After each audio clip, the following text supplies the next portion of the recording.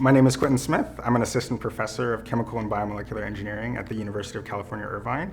I'm also a Howard Hughes Medical Institute Hannah Gray Fellow, and I have affiliation with the UCI's Stem Cell Research Center.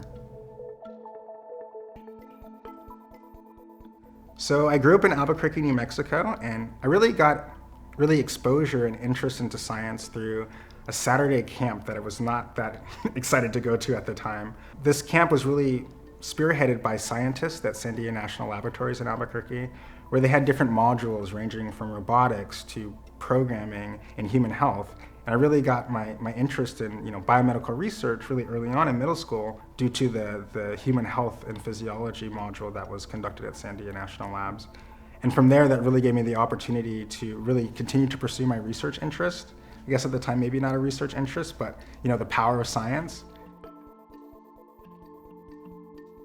So the main questions that I'm trying to answer with my research is, can we actually use stem cells as a way to regenerate human tissues? I'm really interested in being able to use these stem cells, which actually have an amazing capacity to actually self-renew indefinitely. They're immortalized, and actually using those stem cells to create liver cells as a potential source for cell therapy. So you want these cells to actually augment or replace the function of diseased tissue. And in the majority of cases with patients that have really end-stage liver disease, the only treatment option is actually a transplant. So that's what really motivates my research. And one other key element to that research is, if we're trying to build organs from scratch using stem cells as this potential therapeutic source, one thing that's absolutely necessary to sustain their function is a vascular supply. So this is going to be the highway that mediates the exchange of nutrients, oxygen, and waste.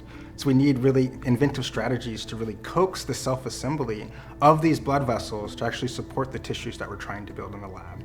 So, the hypothesis or the main kind of research focuses are, can we use different manufacturing technologies such as 3D printing as a way to direct the assembly of these tissues that can be eventually implanted to patients to act as a therapy? I think another innovative aspect of my research is that we're probing at this question of structure-function relationships. So can we engineer environments that impose different structures as a way for cells to actually interpret those cues? And there's been a lot of amazing research that shows if you put cells, for example, in your intestines, they have this beautiful crypt villi architecture. If you're able to recreate that aspect in the lab, those cells will function differently as opposed to just putting them on a stiff plate or even putting them in 3D. So we're really focused on really engineering aspects of the tissue microenvironment in my group. Applied biosystem technologies really impact my research flow.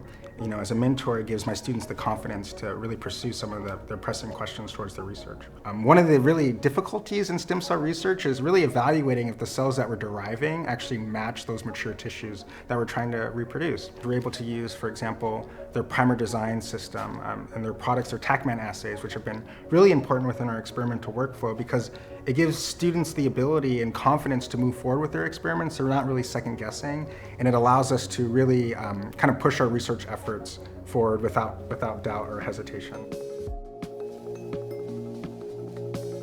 Science is such an amazing field, and I really want to empower my students to actually have similar opportunities that I did, and that's something that continues to motivate me. Science has unlocked so many different doors for me. I feel really privileged to be a professor. I feel really privileged that I can ask different questions and have the freedom to explore the potential of stem cell research. And that empowerment that science has provided to me has really inspired me to reach to the next generation and also give them the opportunity to really allow science to unlock their full potential.